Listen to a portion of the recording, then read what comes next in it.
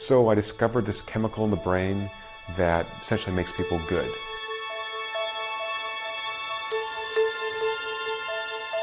I'm Paul Zak. I'm a professor at Claremont Graduate University in Southern California, and I'm a neuroeconomist and the oxytocin doctor.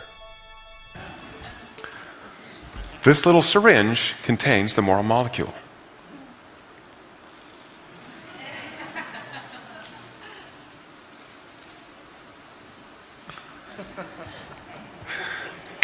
It's called oxytocin.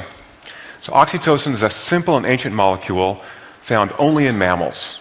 In rodents, it was known to make mothers care for their offspring, and in some creatures, allowed for toleration of burrow mates.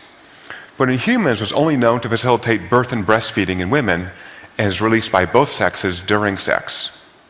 So I had this idea that oxytocin, which bonds mothers to offspring, might make us care about complete strangers.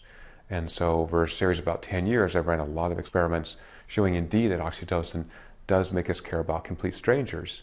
And that's actually interesting because I think it's that trust in others, it's that caring, that connection that really makes much of the world go round without governments watching us, without punitive laws for every little thing you do wrong.